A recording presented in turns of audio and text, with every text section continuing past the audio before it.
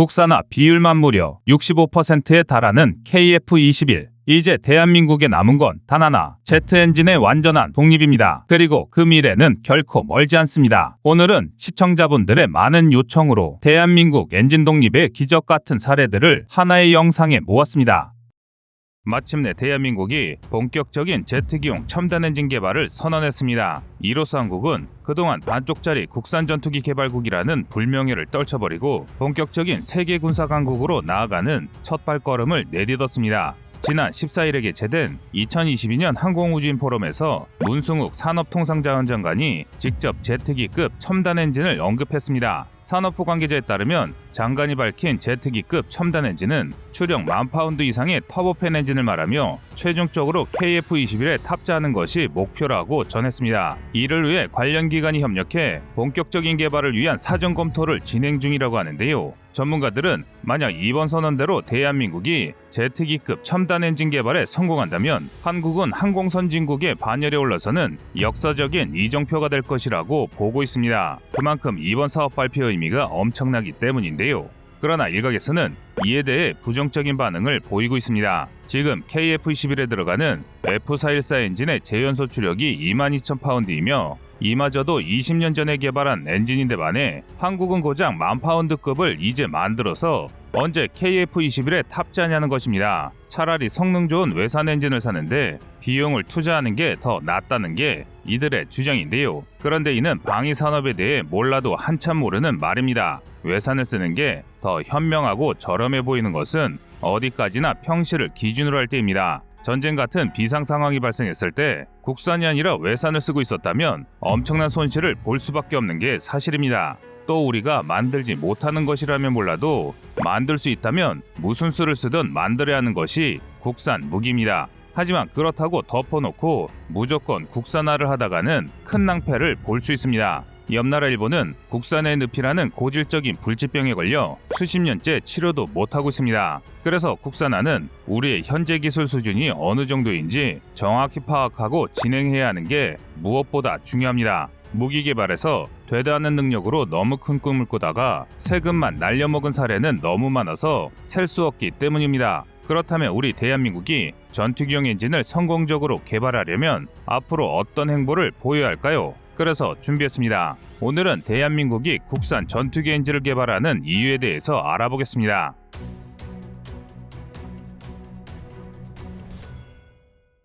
지난 1월 14일 항공우주협회와 항공우주학회가 공동으로 주관하는 항공우주인 포럼이 열렸습니다. 해당 포럼에서는 산업통상자원부, 국회 과기정통위, 방위사업청 등 각계 전문가들이 참석한 가운데 대한민국 항공우주 산업발전 방안에 대한 토의가 이뤄졌는데요. 여기에서는 한국형 전투기 출고, 발사체 핵심 기술 확보 등 지금까지의 성과를 자축하면서도 미래를 위해 어떤 기술을 개발해야 하는지에 대한 여러 발언이 오고 갔습니다. 그중 가장 많은 이목을 받은 것이 바로 산업통상자원부 장관이 발표한 내용이었는데요. 그는 이 자리에서 산자부가 다른 국내 기관들과 함께 친환경 전기동력 비행체를 활용한 도심항공교통 UAM과 제트기급 첨단 엔진을 개발할 것을 공식적으로 천명했습니다. 이로 인해 우리 군 전문가들이 발칵 뒤집혔습니다. 아무리 우리의 방산 기술이 빠르게 성장하고 있으나 이렇게 빠른 속도로 발전하는 것에 놀랐기 때문입니다. 더욱이 아직 한계가 뚜렷해 보이던 전투기용 엔진 개발이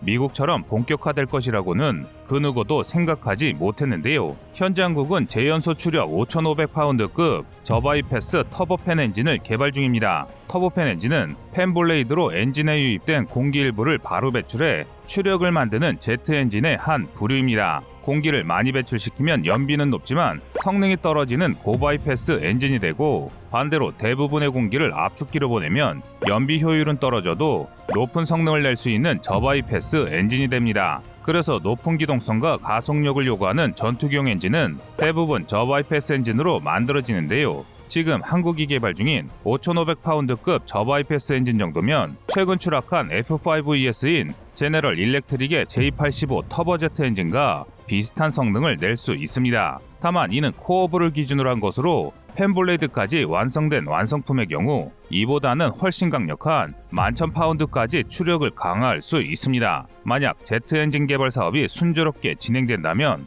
보라매가 본격적으로 양산되기 시작할 2030년대 초반이면 국산 경공격기 FA-50에 탑재된 F404 엔진이나 프랑스 라팔 전투기에 탑재되는 M88과 맞먹는 국산 엔진을 확보하게 됩니다. 뿐만 아니라 국산 엔진을 완성하면 곧바로 국산 무인 전투기 가오리 X에 탑재될 예정이라고 알려져 있는데요. 그런데 일각에서는 이 정도 수준으로는 아무것도 할 수 없으며 예산 낭비에 불과하니 외산 엔진을 도입하자고 주장합니다. 이유는 간단한데요. 성능이 떨어져도 너무 떨어진다는 것입니다. 사실 이들의 주장이 틀린 말은 아닙니다.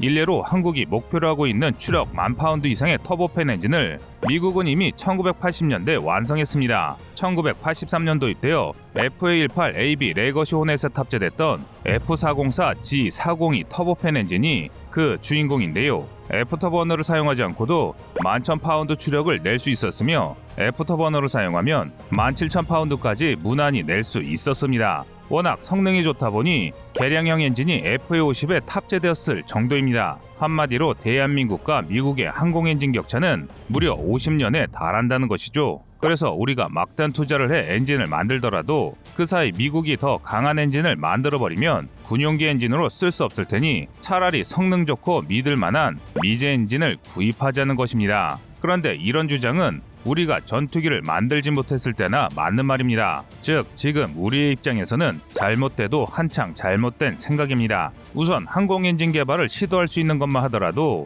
이는 정말 대단한 일입니다. 세계적으로 항공기를 자체 제작 개발한 국가들은 많아도 항공 엔진을 자체 제작할 수 있는 나라들은 사실 몇 안 됩니다. 그도 그럴 것이 엔진을 개발하기 위해서는 열에 강하고 내구도가 강한 소재와 우수하며 정밀한 부품 가공 기술 그리고 뛰어난 설계 능력이 보장되어야 하기 때문인데요. 이 모든 산업을 모두 보유하고 있는 나라들은 세계 최정상 수준의 국가들밖에 없습니다. 이를 바꿔 말하면 엔진 개발을 시도할 수 있다는 것 자체가 대한민국의 역량이 세계 최고 수준의 국가들과 엇비슷하다는 것이며 일단 한번 성공하면 얼마든지 다른 나라들을 따라잡을 수 있는 기반을 마련합니다. 그 근거로 주장되는 것이 자체적으로 항공기 국산화와 제트 엔진까지 국산화한 나라는 한 손에 꼽을 정도이기 때문입니다. 그리고 결정적으로 외산 엔진 도입은 당장은 저렴하고 편해 보일지 몰라도 대한민국에 위기가 생겼을 때 군대의 아킬레스건이 될 수 있습니다. 그 좋은 사례가 바로 이란인데요.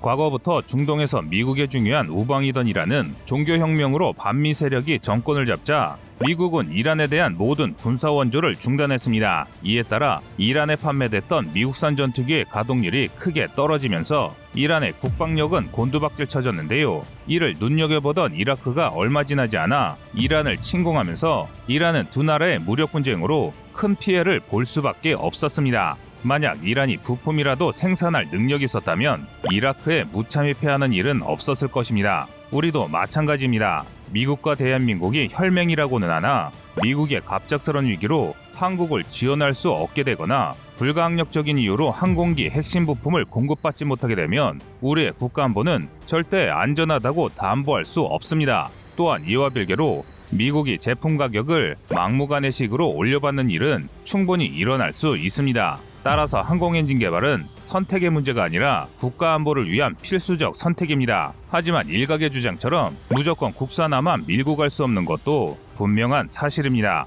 무기 개발은 억지로 무리하게 개발하면 막대한 열세를 낭비하기 딱 좋은 사업입니다. 대한민국도 겉으로 드러나진 않았지만 지난 수십 년간 여러 차례 무기 개발에 실패했습니다. 가장 최근의 사례 중 하나가 K-11 복합소총입니다. 미국이 OICW를 만들다 포기했음에도 우리는 할 수 있다는 막연한 열정만으로 끝까지 밀고 나가다가 각종 결함을 결국 해결하지 못해 국방계에게 큰 차질이 빚어졌는데요. 전문가들은 이런 문제가 다시 일어나지 않기 위해서는 독자적인 기술 개발과 함께 라이선스 생산이나 해외 투자 등을 통해 새로운 기술을 얻을 필요가 있다고 말하는데요. 그러면서 세계적인 항공엔진 제작사인 제너럴 일렉트릭의 신형 엔진에 투자해야 한다고 분석합니다. 현재 GE는 KF-21S1, F414 G400 엔진을 개량한 신형 엔진을 개발한 업체입니다. F414 G400 엔진은 재연소 없이 17,000파운드의 추력을 낼 수 있고 애프터버너를 사용할 경우 22,000파운드까지 추력을 낼 수 있는 강력한 항공 엔진입니다. 미국이 아직도 항모형 함재기로 사용 중인 F-18EF 슈퍼넷도 이 F414 엔진을 사용합니다. 한국은 라이선스 생산한 400K 엔진을 CJ 보람에 탑재했으며 양산형 블럭 1, 2 역시 이 400K 엔진을 사용해 개발될 예정입니다. 그러나 보라매가 도입될 2030년대 초반을 기준으로 할 때는 아무래도 조금 구식인 엔진이라는 평이 많습니다. 이는 개발사인 GE 역시 인지하고 있는 사실인데요. 그래서 고압 터빈을 재설계하고 충류 압축기를 7단에서 6단으로 줄여 내구도를 3배로 늘린 F414EDE와 엔진코어와 패널 재설계에 추력을 20%나 향상시킨 F414EPE를 만들었습니다. 심지어 최근에는 한 발 더 나아가 이 둘의 장점을 합쳐 추력이 18%나 향상되면서 내구성과 신뢰도가 크게 향상된 F414EE를 내놨는데요. 그러나 아직 개발부 상단계에 머물러 있습니다. 구매할 고객이 확정되지 않은 사업에 막대한 예산을 쏟아붓기 어렵기 때문인데요. 그래서 다수의 전문가들은 만약 한국이 이 F414E 엔진 개발에 전면적인 투자를 하면 관련된 핵심 기술을 확보할 수 있을 것이라 보고 있습니다. 이미 F414 400K 엔진을 라이선스 생산하고 있는 만큼 상대적으로 기술을 공유받기 쉬울 것이란 말인데요. 뿐만 아니라 완성된 엔진을 보람의 최종판인 블록3에 탑재해 성능 향상을 노려볼 수도 있습니다. 사실 이 부분이야말로 가장 중요한 장점인데요. F414E 엔진의 가장 큰 장점 중 하나가 전력 사용량의 증대이기 때문입니다. 우리 군은 지난 2021년 12월 KF-21 보라매를 국산 UCA 가오리-X와 유무인 복합전투체계 멈티를 운영할 것이라는 사실을 밝혔습니다. 당연히 더 고성능의 소프트웨어가 탑재되어야 하며 레이더 역시 더 고출력으로 변경되어야 합니다. 그리고 이렇게 성능을 올리다 보면 전력이 부족해질 수밖에 없습니다. 게다가 여러 체계가 추가되는 만큼 자체 중량 역시 늘어날 것이 뻔한데요. 한마디로 더 큰 무게를 감당할 수 있는 추력 향상과 전력 사용량이 충족되는 F414E 엔진은 보람의 블록3와 궁합이 아주 좋은 엔진입니다. 따라서 F414E 엔진을 GE와 함께 공동 개발하면서 여기서 얻은 노하우와 기술을 우리 터보팬 엔진 개발에 적용한다면 우리 터보팬 엔진 기술을 빠르게 향상시키면서 동시에 우리 공군의 전력을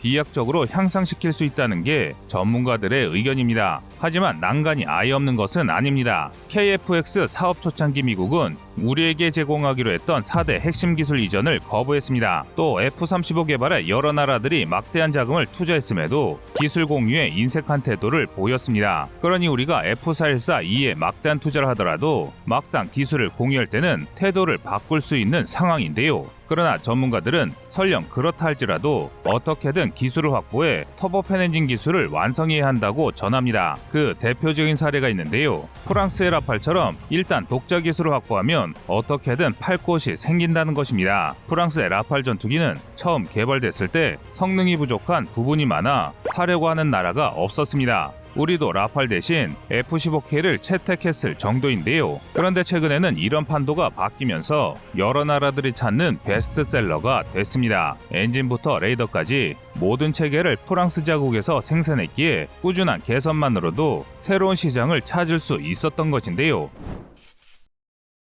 지난 7월 22일 현대중공업은 신형 고성능 힘센 엔진 H32C 25기가 첫 납품됐다고 밝혔습니다. 업체는 기존 엔진의 출력이 20% 높고 연비가 크게 줄어 앞으로 전망이 밝을 것 같다고 밝혔는데요. 힘센 엔진은 첫 국산 선박 엔진으로 선박의 전력을 책임지는 발전기를 구동할 때 쓰는 발전기용 중형 엔진입니다. 지난 과거 2000년 처음 한국이 엔진을 개발했을 때는 디젤 엔진뿐이었으나 최근에는 천연가스, 메탄, 수소, 암모니아 등 친환경 에너지를 함께 사용하는 이중연료 엔진 등 거의 20여 종에 가까운 파생형이 세계 각지에 1만 4천 기나 팔렸습니다. 그러니까 전 세계 수천 척의 선박이 한국이 개발한 힘센 엔진을 사용하는 것이죠. 그런데 의외로 이러한 사실을 모르는 국민들이 정말 많습니다. 하지만 한국의 엔진 개발사를 살펴보면 자랑스러움에 앞서 짠한 마음이 생길 수밖에 없습니다. 1990년대까지만 하더라도 대한민국은 이제 막 가난을 극복한 개발 도상국이었습니다.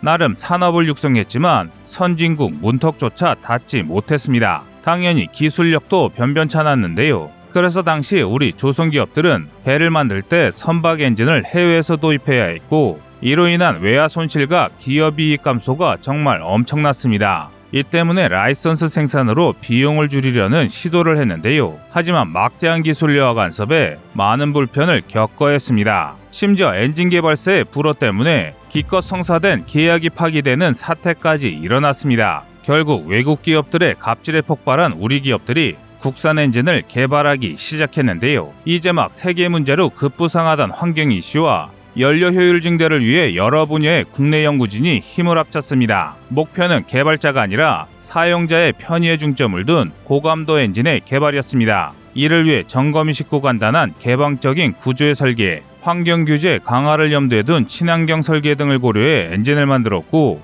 그것이 바로 힘센 엔진이 탄생한 배경이었습니다. 그리고 이렇게 힘센 엔진이 완성되자 국내 선박 엔진 기술이 빠르게 발전하기 시작했습니다. 그 결과 STX 엔진, HSD 엔진, 두산중공업 등이 두각을 나타내면서 세계 선박용 엔진 중 상당수가 한국에서 만들어지게 됐는데요. 특히 중형 선박용 엔진은 한국이 거의 차지했다고 해도 과언이 아닙니다. 심지어 최근에는 LNG와 메탄올 등을 경유와 같이 쓸 수 있는 이중연료 엔진 시장을 선도하고 있습니다. 지난 2018년 최대 출력 36,000마력의 디젤 LNG 이중연료인 힘센 엔진 H54DF를 개발하기도 했습니다. 게다가 요즘에는 수소와 암모니아 등을 이용해 탄소 배출과 황 배출 등 여러 환경 규제에 걸리지 않으면서 성능은 더 우수한 신형 이중연료 엔진의 개발이 막바지입니다. 짧은 사이에 이렇게 관련 기술을 선도하는 것은 정말 대단하다고밖에 표현이 안 되는데요. 이렇게 한국산 선박 엔진이 성과를 거두자 우리 개발진 내에서 이 정도면 군함에 쓰일 국산 엔진도 만들 수 있겠다는 이야기가 나왔습니다. 하지만 현실의 벽은 높았습니다. 현재 한국이 생산하는 엔진 기술로 군함에 쓸 군용 엔진을 독자 개발하는 것이 불가능했기 때문입니다. 그 이유는 간단합니다. 엔진 종류가 완전히 다릅니다. 현재 국내에서 생산되는 엔진은 대부분 디젤 엔진입니다. 그도 그럴 게 상선이 쓰기에는 디젤 엔진이 가스 터빈 엔진보다 연료 효율이 좋습니다. 그리고 별도로 설치해야 하는 설비가 적어 공간 활용도가 높고 정비 소요가 적습니다. 반면 가스 터빈 엔진은 회전이 너무 빨라 감속용 기어박스를 갖춰야 하는데요. 그런데 이 기어박스의 관리가 굉장히 까다롭고 비쌉니다. 그래서 상선은 가스 터빈 엔진을 쓰지 않습니다. 하지만 군함이 기준이 되면 이야기가 완전히 달라집니다. 적, 잠수함같이 급작스러운 공격을 피해야 하는 군함은 설령 엔진이 꺼져 있더라도 비상 상황이 되면 빠르게 가속할 수 있어야 합니다. 또 레이더 집중조사나 미사일 발사를 위해 순간적으로 막대한 전력을 써야 하는 일이 잦습니다. 한마디로 효율이 낮아도 회전이 빨라 가속이 쉽고 순간적인 에너지 공급에 유리한 말 그대로 전투용 엔진이 필요하다는 것이죠. 그래서 원자력을 사용하지 않는 거의 대부분의 현대군함은 100이면 100 가스터빈 엔진을 메인 엔진으로 사용합니다. 연료를 아껴야 하는 평시에는 디젤 추진으로 움직이지만 급히 기동하거나 적의 공격에 맞서기 위해 각종 레이더와 무장을 풀가동해야 할 때는 순간 출력이 우수하고 회전이 빠른 가스 터빈이 훨씬 낫기 때문입니다. 심지어 일부 고성능 군함은 고속과 고출력을 위해 오로지 가스 터빈만 사용하기도 하는데요. 그 이유는 디젤에서 가스 터빈으로 전환하는 것도 상당한 시간이 걸리기 때문입니다. 가장 좋은 예시가 우리 해군의 자랑인 세종대왕급 이지스함입니다. 세종대왕급과 후속 시리즈인 정조대왕급은 코개그 추진 방식을 사용합니다. 이 함선은 그냥 모든 엔진이 가스 터빈이라고 봐도 무방할 정도입니다. 다만 평시에는 비용 절감을 위해 엔진 절반만 사용하다가 급할 때는 모든 가스 터빈을 작동해 가속력과 전력 생산량을 높이는 것입니다. 이 덕에 놀랍게도 1만 톤이 넘는 이지스함의 순간 가속력이 참수리급 고속정보다 빠릅니다. 그래서 새롭게 건조된 신형 참수리는 가스 터빈과 디젤을 같이 사용하는 코데그 추진 방식을 사용합니다. 그리고 이런 선박용 대형 가스 터빈은 디젤 엔진보다 항공기용 제트 엔진과 구조가 유사합니다. 항공기용 터보팬 엔진의 구동을 담당하는 코어부가 가스 터빈 엔진이기 때문인데요. 그런데 아쉽게도 아직 대한민국에는 선박에 쓸만한 대형 가스 터빈 엔진을 설계부터 제작까지 완전히 독자적으로 수행할 수 있는 능력이 없습니다. 다시 말해 우리 조선기업이 만든 선박용 디젤 엔진은 군함에서 메인 엔진으로 쓰는 게 불가능합니다. 그런데 반전이 일어났습니다. 시대가 바뀌면서 변수가 생긴 것입니다. 바로 하이브리드 추진이 등장한 것이기 때문인데요. 사실 가스터빈 방식도 장점만 있는 것이 아닙니다. 치명적인 단점이 있는데요. 그것은 바로 소음과 전력 문제입니다. 고속으로 회전하는 가스터빈은 가속에는 유리하지만 소음이 너무 큽니다. 그래서 가스터빈만 쓰는 군함은 적잠수함에게 추적당하기 쉽습니다. 이 때문에 새롭게 등장한 것이 코드로그 같은 하이브리드 추진입니다. 하이브리드 추진은 평상시에는 디젤 엔진으로 모터를 돌려 움직이다가 비상시에만 가스터빈으로 속도를 내는 것인데요. 그런데 이게 차이가 꽤 큽니다. 디젤 엔진을 스크류에 연결하지 않고 모터를 통해 스크류를 돌릴 수 있게 되면서 디젤 엔진을 군함 깊숙한 방음 구역에 설치할 수 있게 된 것입니다. 이렇게 하면 평상시에는 전기차처럼 조용하게 움직일 수 있는데요. 또 디젤 엔진의 높은 에너지 효율을 이용해 전기를 생산하는 것이 가능합니다. 이 덕에 현대 군함에 필요한 막대한 전력을 보충함과 동시에 더 적은 연료로도 더 먼 거리를 항해할 수 있습니다. 한마디로 항속거리가 늘어나면서 더 큰 출력에 필요한 고성능 레이더를 탑재할 수 있게 된 것입니다. 이는 그야말로 일석이조로 할 수 있는데요. 우리 해군의 대극급 호위함이 이 코드로그 방식을 사용합니다. 다만 고속주행을 위해 디젤에서 가스터빈으로 변환하는데 지연되는 시간이 좀 있습니다. 그래서 최근에는 가스터빈 엔진과 디젤을 동시에 사용해 변환 시간을 없앤 코드레그 방식으로 대체되고 있는데요. 영국의 23형 구축함이 대표적입니다. 이에 따라 국산 디젤 엔진도 충분히 군함에서 제 역할을 다할 수 있게 됐습니다. 또 있습니다. 바로 국산 터보팬 엔진의 개발입니다. 현재 우리 연구진은 5,500파운드급 가스터빈 엔진을 개발하는 데 성공했습니다. 이에 대해 전문가들은 처음이 어렵지 크기를 늘리는 것은 쉽다고 하는데요. 게다가 튼튼한 기반도 있습니다. 바로 하나 에어로스페이스인데요. 전투기 엔진을 라이선스 생산하는 것으로 유명한 하나 에어로스페이스는 사실 우리 군함에 쓰이는 미국 지휘사의 LM2500 가스터빈 엔진도 라이선스 생산합니다. 그것도 한두 해가 아니라 수십 년 동안 꾸준히 생산했는데요. 그러므로 터보팬 엔진 기술을 이용해 선박용 고속용 가스터빈 엔진을 만들 기반은 충분히 갖춰져 있다는 것이죠. 하지만 일각에서는 이게 무슨 소용이냐는 이야기도 있습니다. 당장 중국이 대만을 친다는 이야기가 돌아 지금이라도 전쟁이 날 판에 10년, 20년 뒤 나올 가스터빈 엔진이 무슨 소용이냐는 것입니다. 그런데 걱정하실 필요가 없습니다. 우리 연구진과 군 역시 이 문제를 알고 대비했기 때문입니다. 바로 통합전기 추진체계 IFEP를 적용한 차세대 구축함 KDDX가 있기 때문인데요. 통합전기 추진체계는 군함의 메인 엔진인 가스터빈까지 모터를 돌리는 발전용으로만 쓰고 오직 전기 추진으로만 배를 움직이는 시스템입니다. 이를 통해 고속에서도 저소음을 달성하고 전력 생산량을 높이는 것이 가능해집니다. 또 회전수 조절을 위해 기어박스를 설치할 필요가 없어 정비 소요가 크게 줄었고 기관실에 필요한 인력이 크게 줄었는데요. 그리고 결정적으로 이 통합전기 추진체계는 지금 당장 대한민국이 만들 수 있습니다. 핵심인 LM2500 가스터빈이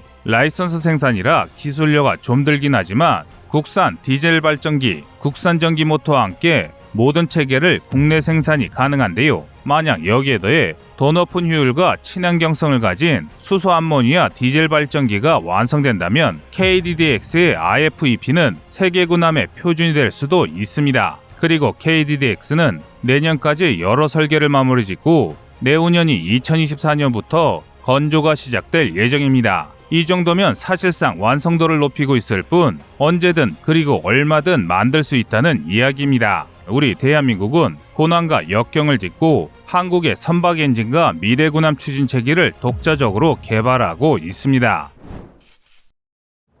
일본 해방이 사업을 이야기할 때 이 갈라파고스화라는 말이 꼭 나옵니다. 그 이유는 간단합니다. 아날로그라고 욕을 먹는 일본 기업에서도 방산만큼 폐쇄적이고 비효율적인 시스템은 그다지 많지 않기 때문인데요. 최강의 전투기를 만들겠다며 세계 최초로 에이사 레이더를 채용하고 FBW를 적용했다가 이도저도 아닌 패급 전투기가 된 F2 최강의 정찰 헬기를 만들겠다며 온갖 무장과 첨단 센서를 집어넣었다가 웬만한 공격 헬기보다 비싼 가성비 폭막 무기가 된 OH-1 닌자 정찰 헬기, 일본의 우수한 기술력으로 만들었다며 허세를 떨었지만 동시대 소련이 개발한 비슷한 성능의 총기보다 30배나 비쌌던 89식 소총 등 한심하다 못해 기가 차는 사례가 정말 많습니다. 이에 반해 한국의 방사는 탄탄대로를 빠르게 내달리고 있습니다. 기술 수준에 맞춘 현실적인 ROC로 무기를 개발하되 미래 기술 발전에 맞춰 개량이 가능하도록 여유를 둔 설계를 이용해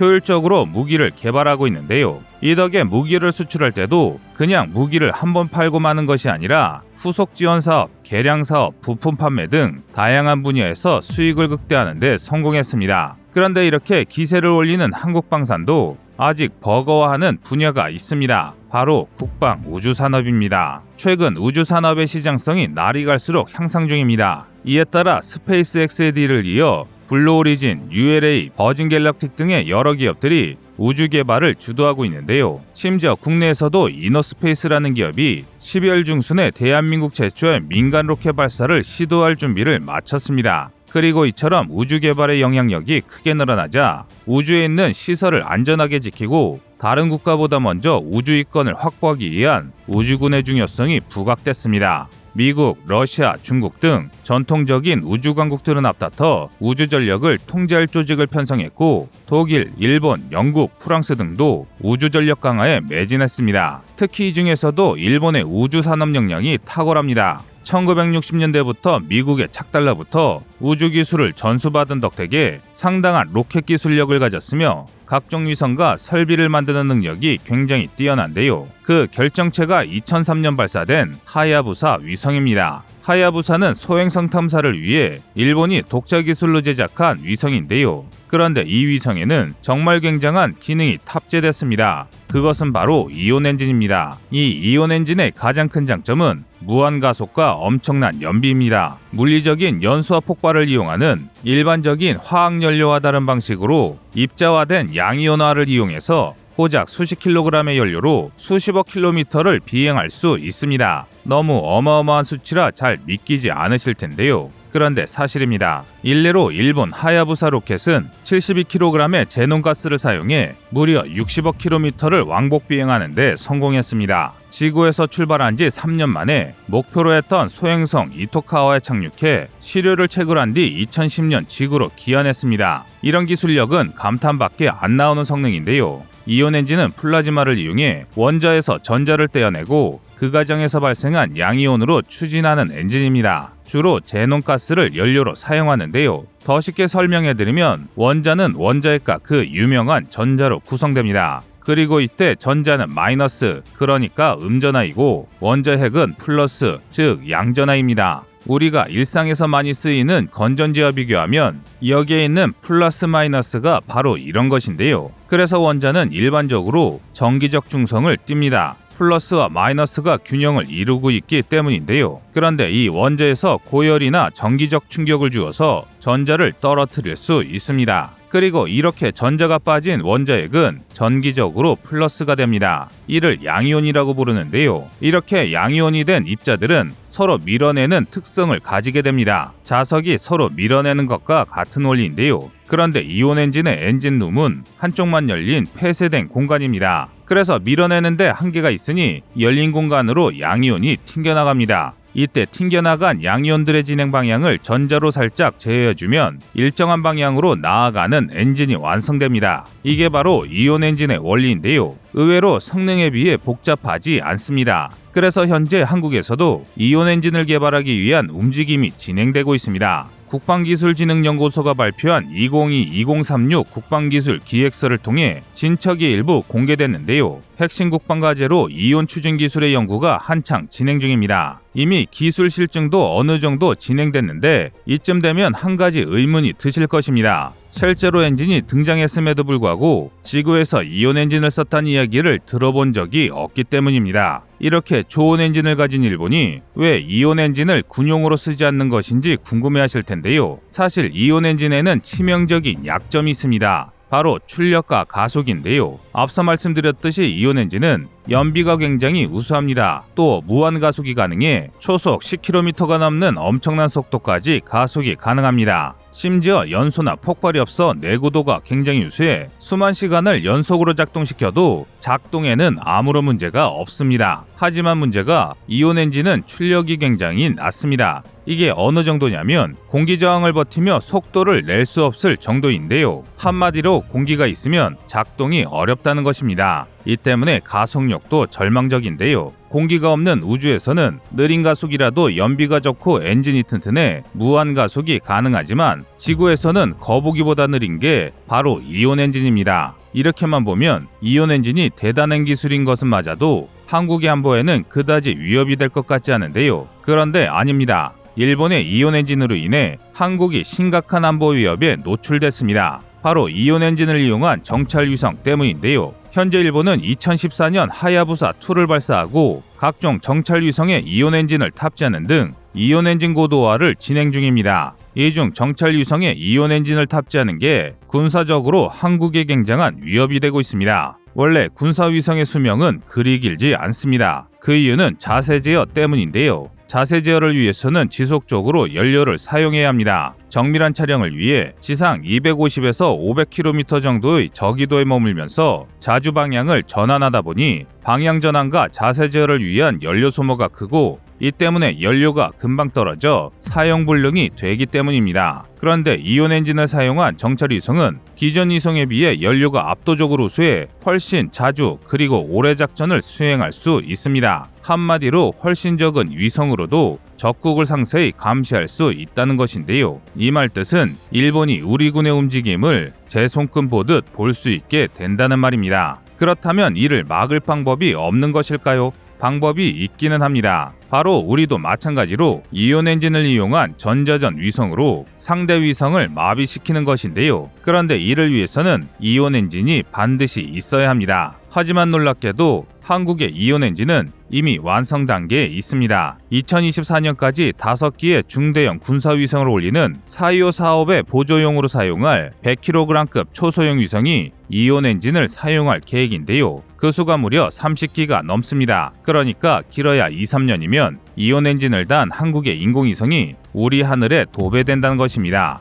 이를 통해 북한과 중국을 정밀 감시하고 한 발 더 나아가 상대 위성을 제압할 수 있는 위성 기술이 확보되는 것입니다. 뿐만 아니라 이온 엔진을 이용한 우주 탐사 기술 역시 비약적으로 향상됩니다. 일례로 달의 국제우주정거장과 지상기지를 건설하는 국제우주 프로젝트 아르테미스 기획에서 우주정거장용 엔진으로 차세대 이온 엔진 APS를 채택했을 정도입니다. 하지만 한국에게는 아직 넘어야 할 벽이 있습니다. 바로 독자 우주기관인 우주청의 설립인데요. 진보와 보수를 막론하고 국내에서 수십 년간 독립적인 우주기관인 우주청을 설립하자는 이야기가 나왔지만 안타깝게도 최근까지 큰 진전이 없었습니다. 다행히 누리호 성공 이후부터 본격적인 우주청 설립이 진행되고 있는 수준인데요. 이는 일본에 비해 20년이나 늦은 것입니다. 서둘러 우주청을 설립하지 않는다면 누리호 발사 성공, 다누리 위성, 이온 엔진 개발 등 우리 기술진이 만든 각종 첨단 기술이 제대로 계승되거나 발전되지 않을 수 있는 상황입니다.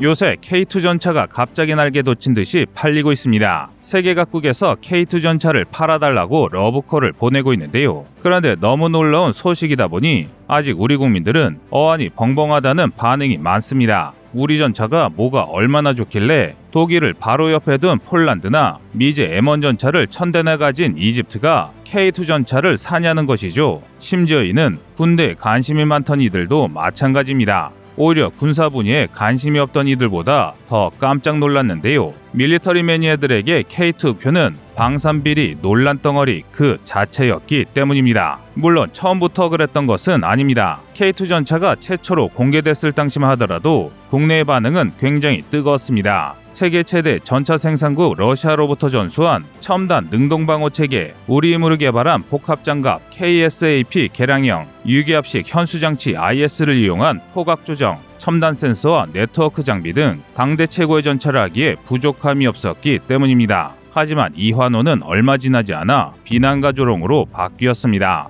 그 이유는 완벽해 보였던 K2의 여러 결함이 드러났기 때문입니다. 예를 들어 능동방어체계는 알고 보니 주변 인명을 살상할 수 있는 매우 위험한 반쪽짜리 방어체계였고, 전차 핵심인 파워팩 개발이 지연되면서 전력화가 끝도 없이 지연됐습니다. 이 중에서 파워팩 문제가 가장 심각했는데요. 파워팩은 엔진과 변속기를 하나로 합친 전차의 심장입니다. 두 부품을 합친 이유는 간단합니다. 한 번에 교체하기 위해서인데요. 당연한 말이지만 전차가 엔진이나 변속기가 고장나면 당연히 움직이지 못합니다. 그런데 일반인들이 생각하는 것과 달리 육중한 전차의 엔진과 변속기는 정밀 부품으로 의외로 쉽게 고장이 나기 일쑤입니다. 심지어 수리도 어렵습니다. 구조가 너무 정밀해서 후방에서 분해해야 겨우 수리가 가능한 경우가 아주 많은데요. 이는 전장에서 수십 톤의 무게를 급작스럽게 기동하기 때문에 구동계통에 상당한 스트레스가 쌓이기 때문입니다. 그래서 파워팩이 등장하기 전까지는 전장에서 전차가 고장나면 전차를 버려야 하는 일이 비일비재했습니다. 하지만 파워팩이 등장하자 상황이 달라졌습니다. 현장에서 수리가 어려운 엔진과 변속기를 1차시켜 신속하게 교체할 수 있는 파워팩 덕에 엔진이든 변속기든 파워팩이 망가지면 바로 교체하는 게 가능해져 전차의 비전투 손실이 급감한 것입니다. 그래서 처음 파워팩의 국산화가 추진됐을 때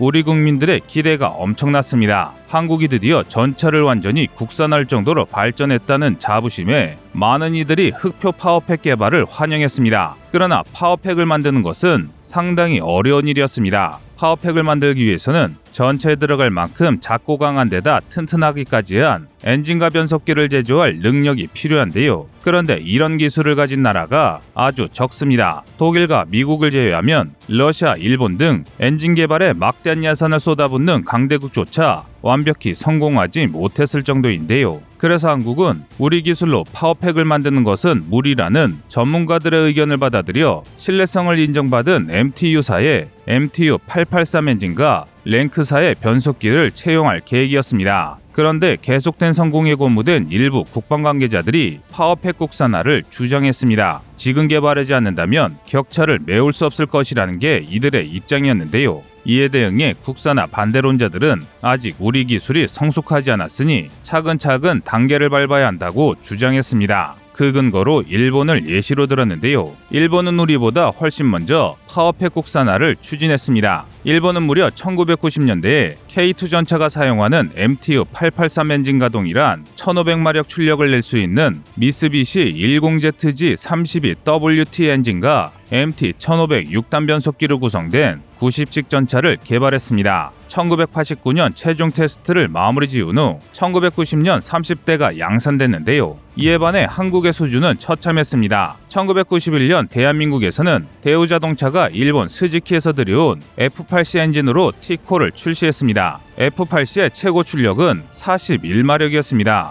그나마 현대가 1991년 5월 자연흡기 92마력, 터보차저 129마력인 최초의 국산 엔진 알파 엔진을 제작했으나 1500마력 엔진에는 비할 바가 아니었습니다. 이런 격차를 불과 20년 만에 따라잡는 것은 누가 보아도 힘들어 보였습니다. 하지만 그런데도 전차 엔진의 국산화는 강행됐습니다. 전차, 장갑차, 자주포 등 국산 무기의 핵심 부품인 파워팩을 만들 수 없다면 수출은커녕 전시에 필요한 부품을 수급하는 것조차 쉽지 않을 것이라는 의견에 힘이 실리면서 국산화가 결정된 것입니다. 하지만 세계 그 누구도 한국이 일본을 이길 수 있으리라 생각하지 않았습니다. 그런데 놀랍게도 결과는 한국의 대역전이었습니다. 일례로 한국이 K2 흑표용으로 개발한 DV27K 엔진은 사행정 디젤 엔진입니다. 사행정 디젤 엔진은 엔진 효율이 우수해 적은 연료로도 높은 출력을 낼 수 있습니다. 다만 구조가 복잡하고 배기량이 크지 않아 출력을 내기가 어려웠는데요.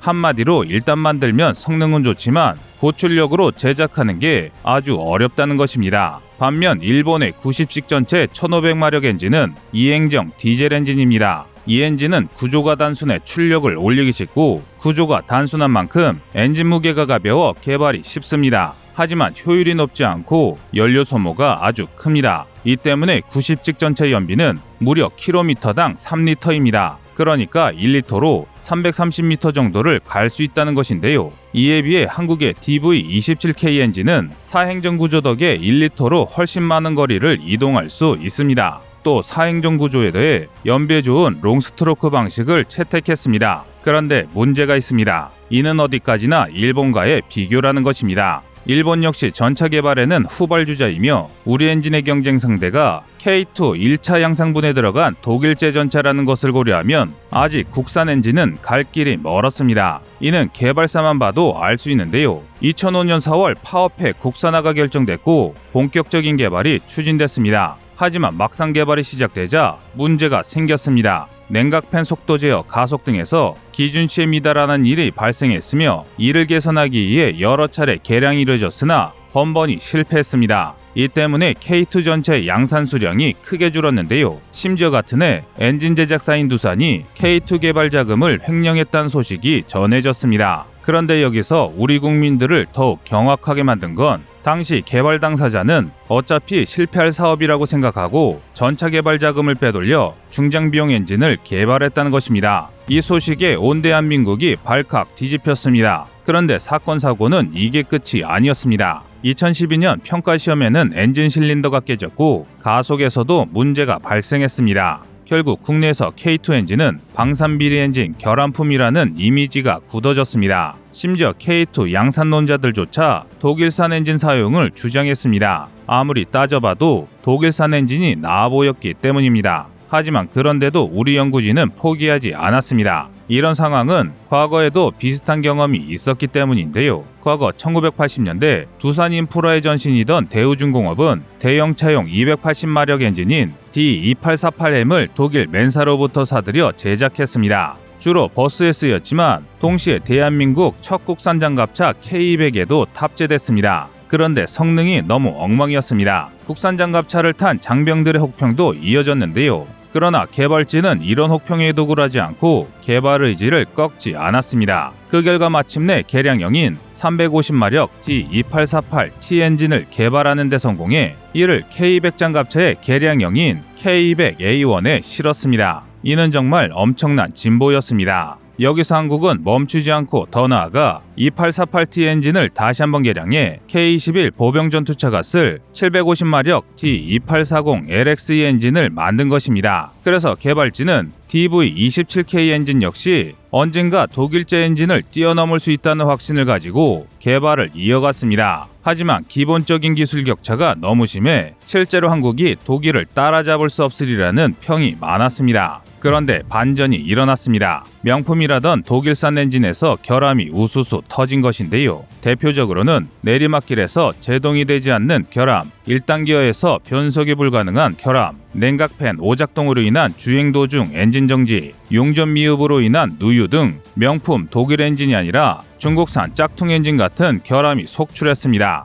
사실 이건 어찌 보면 당연한 일입니다. 결국 독일산 엔진이라고 해도 사람이 만든 엔진이고 독일산 엔진이라고 언제까지 한국의 기술력을 앞지르진 않았기 때문입니다. 그리고 이 사실이 알려지면서 국산 엔진의 여론이 다시 바뀌었는데요. 어떻게든 우리 손으로 만들 수 있고 고칠 수 있는 엔진을 우리 기술로 만들 수 있어야 한다는 것을 확신하게 된 것입니다. 그 결과 지난해 트르키예가 자국의 알타이 전차에 사용할 파워팩을 우리 기술진이 만든 DV27 엔진과 EST15K 변속기로 구성된 국산 파워팩으로 선정했습니다. 오랜 서름을 딛고 국산 전차 엔진이 세계 시장에 첫 발을 내디딘 것입니다. 일각에서는 한국의 파워팩이 독일산보다는 성능이 떨어진다고 주장합니다. 이런 주장이 틀린 말은 아닙니다. 하지만 수년 안에 대한민국이 그동안 보인 열정과 노력이라면 앞으로 생산될 K2 개량형과 차세대 전차에서는 세계 최강 독일조차 압도할 전차용 엔진을 개발할 수 있을 것이란 게 관련 업계 전문가들의 의견입니다.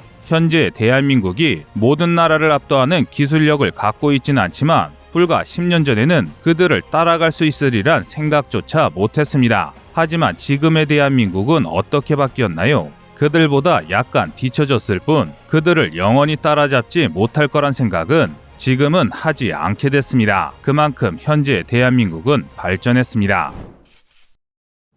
지난 수십 년 동안 완전 전기 추진 차량은 세계 여러 군데가 꿈꾸는 꿈의 무기였습니다. 그 이유는 간단합니다. 은밀성은 전장의 영순위라 할 수 있을 정도로 지구상 어느 군데나 추구하는 궁극적인 목표이기 때문입니다. 사실상 작은 폭발을 쉼없이 일으키는 엔진과 달리 전기 추진 차량은 모터만 사용하기 때문에 소음과 진동이 거의 없습니다. 그리고 열도 적게 납니다. 기존에 저장된 에너지를 사용하기 때문에 막대한 발열이 발생하고 배기구를 통해 열을 빼야 하는 기존 차량에 비해 적외선 탐지 장비에 걸릴 확률이 낮습니다. 또 전기 추진 특유의 빠른 반응 속도 덕에 조정성이 우수하고 압도적인 전력 생산량으로 각종 첨단 전자장비를 효율적으로 운영할 수 있는데요. 쉽게 말해 야간에 배터리와 모터만으로 저소음, 저진동, 저발열을 이용해 은밀하게 적의 코어까지 접근한 이후에 혼란에 빠진 적을 손쉽게 압도하는 게 가능해집니다. 그런데 이렇게 대단한 전기 추진 차량을 대한민국이 개발 중입니다. 우리 정부가 발표한 국방기술기획서에 따르면 대한민국은 2026년까지 K806 차륜형 장갑차에 수소연료전지를 사용하는 전기장갑차로 개조할 예정인데요.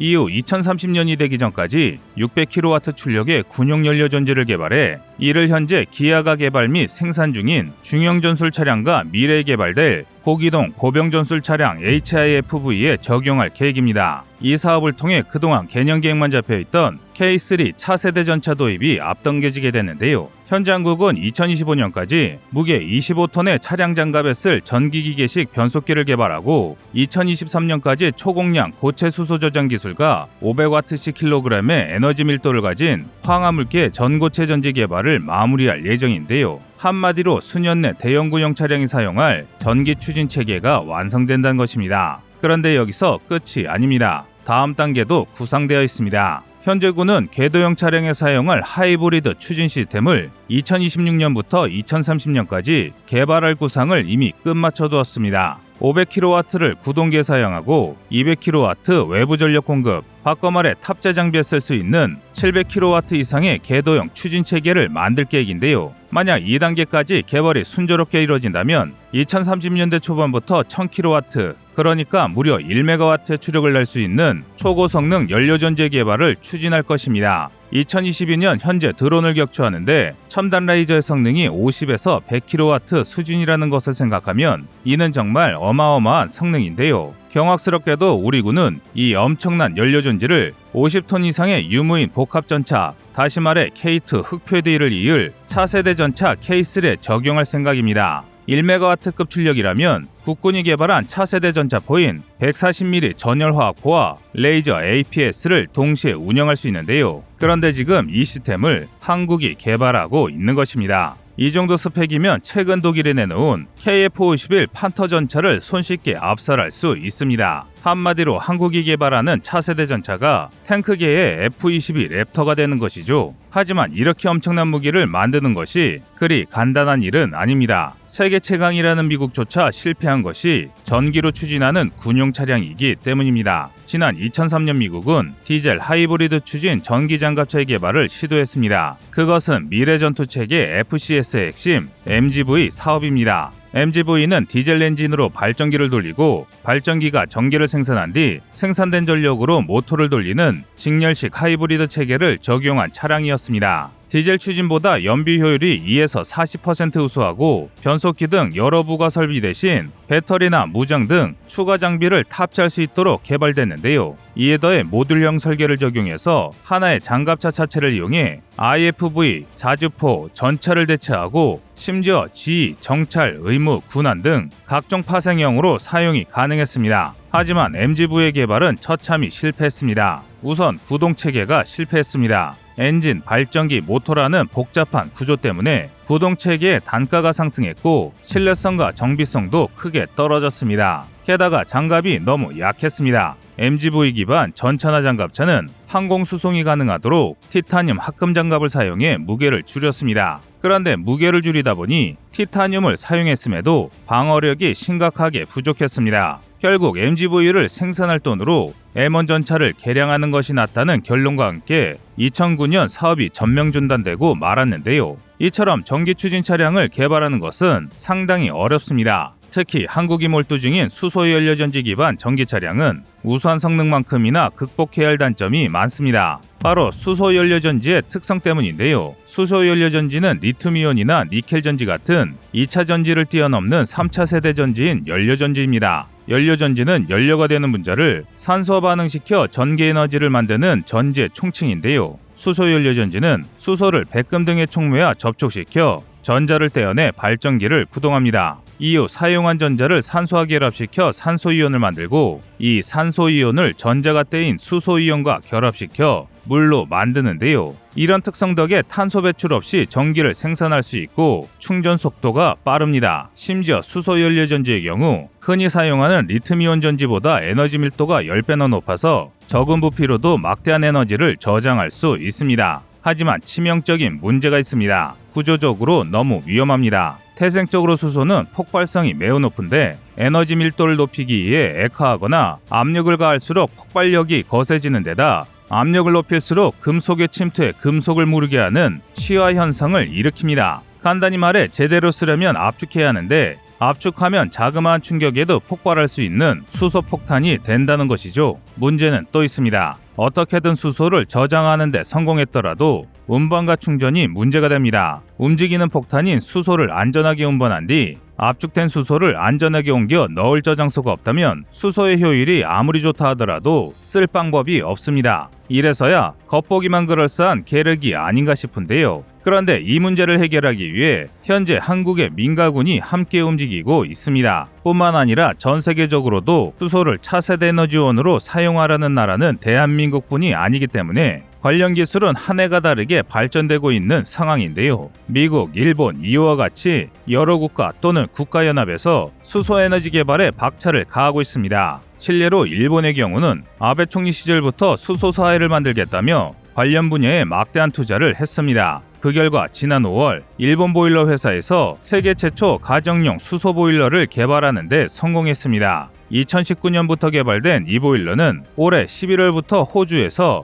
2-3년간 실증 시험을 거친 뒤 본격적으로 양산될 예정입니다. 또 유럽연합에서는 2050년까지 최대 62조 원이라는 막대한 비용을 투자해 수소 생산시설 확보를 추진 중입니다. 여기에 세계 최강 미국은 더합니다. FCS 사업이 처참히 실패했음에도 미국은 전기 추진군용 차량의 개발을 포기하지 않았습니다. 무려 2005년에 지엔과 함께 첫 수소전기차 실버라도를 개발했고 2018년에는 25kW 전력 공급이 가능한 실버라도2를 개발했습니다. 이를 통해 최근에는 3분 충전으로 640km 주행이 가능한 군용 수송 트럭을 개발 중입니다. 그리고 미국 해병대에서는 MIT 링컨 연구소와 함께 알루미늄을 활용해 수소를 만드는 HTARP를 연구 중입니다. 이처럼 수소에너지 개발과 수소에너지를 이용한 군용 수소차의 개발은 명백한 시대적 흐름입니다. 그리고 놀랍게도 이 분야에서 대한민국은 최선두 그룹입니다. 미국, 일본과 함께 세계 최고 수준의 수소 기술을 보유 중인데요. 현대차 같은 국내 자동차 업계에서 차세대 자동차의 동력원으로 수소차에 막대한 투자를 퍼부은 덕에 다른 나라들을 압도할 수 있게 된 것입니다. 심지어 미국을 제치는 것도 꿈꿔볼 수 있을 정도로 관련 기술력 확보에 열을 올리고 있습니다. 2019년 우리 정부가 작성한 수소경제 활성화 로드맵을 통해서도 이를 잘 알 수 있습니다. 수소경제 로드맵에 따르면 올해 중으로 전국에 310개 수소 충전소를 설치하고 수소 공급은 연간 47만 톤까지 확대됩니다.